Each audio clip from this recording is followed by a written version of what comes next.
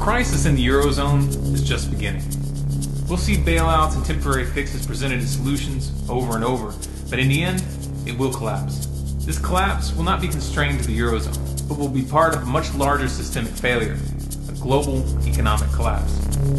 Regardless of which country you live in, this is going to impact your life. We got a glimpse of things to come this past week with the Cyprus banking crisis, when bank accounts were frozen to prevent withdrawals as politicians debated taking money directly from deposits to bail out the banks. In the end, the decision was made this morning that accounts holding more than 100,000 euros will in fact have a portion expropriated.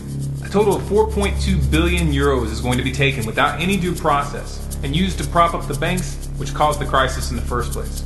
You might think that these people with more than 100,000 euros in their account are rich and therefore can afford to have their money stolen from them. But what about those for whom this money represented their retirement? 100,000 euros is not that much to leave someone if they still have 30 years left to live.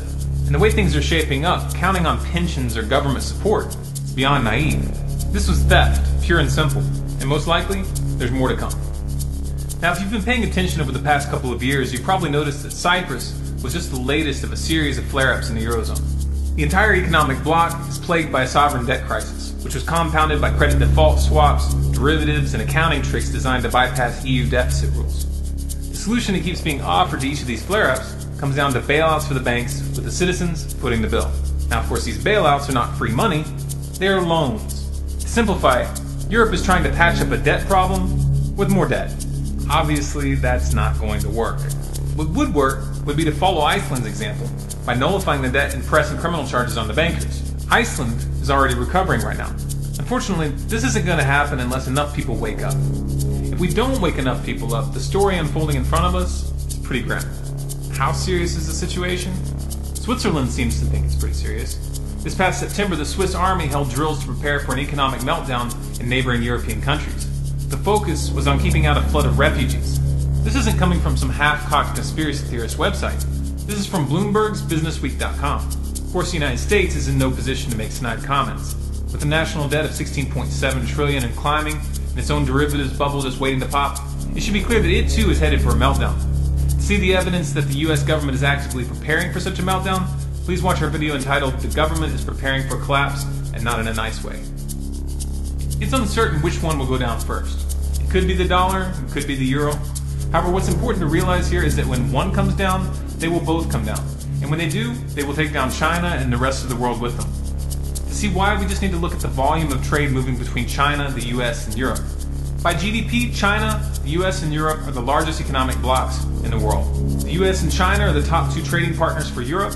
Europe and the US are the top two trading partners for China. And China is in the top three trading partners for the United States. Now, what should be clear here is that this is a system of interdependence. If any of them go down, it'll take the others down. This is why we see China continuing to buy US debt, even though it's obvious that the majority of this debt will never be paid off. And China has its own problems. You remember how the housing bubble in the United States set off the downturn of 2008? Well, China has a real estate bubble of its own, one that many experts believe dwarfs the US housing bubble by a long shot. China doesn't just have ghost shopping malls, they have ghost cities. Is China experiencing a property bubble? Well, absolutely. A property bubble like which I don't think we've ever seen. Bigger than the one in the United States? Yes, I think it'll make the United States pale into comparison. It's said that there's around 64 million empty apartments in China, and that's been 64 million. 64 million. One way or another, this system is coming down. But why? Is it because industries aren't producing enough? Is it because we've run out of natural resources? Have we run out of things that need to be done? No, of course not. The system is coming down because modern money is based on debt.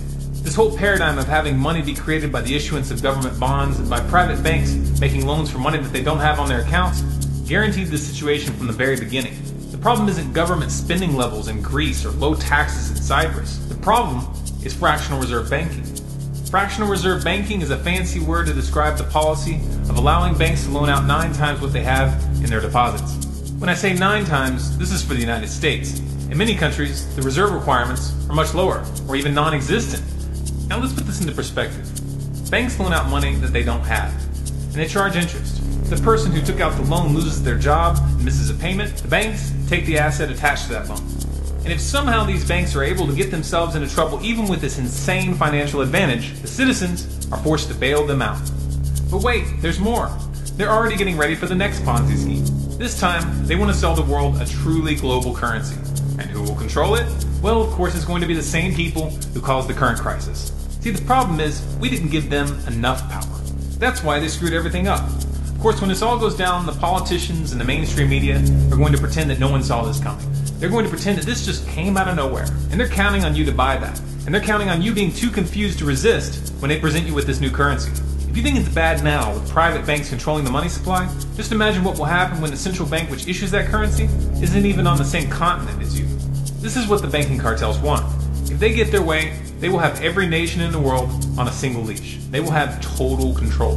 This will not be democratic, there will be no accountability, and the citizens will have no recourse. In short, it will be a financial dictatorship. And over time, that will naturally translate into a dictatorship on every other level. That is, if the people go along with it. When this system comes down, we're going to have a choice. Either we break with this current monetary paradigm, or we go deeper into slavery. Some would say we don't have a chance in turning this around, but the reality is, it's the bankers who are going out on a limb here. This scheme has almost no chance of succeeding in the long run. Collapsing Eurozone should be taken as a hint in that regard. Over and over throughout history, madmen have attempted to take control of the world through military and financial moves. But in the end, they always fail, and it usually doesn't end well for them when the people finally rise up. The problem is that the people keep rising up only to replace the system with something virtually identical. That's why right now people need to be educating themselves and others on the true nature of money. It's only by reaching a critical mass of awareness that we will have any chance of finding a real alternative. If you feel that people need to hear this message, please share this video in every way that you can think of. Post it to your Facebook, to your Twitter, to your blog, or email it to your friends.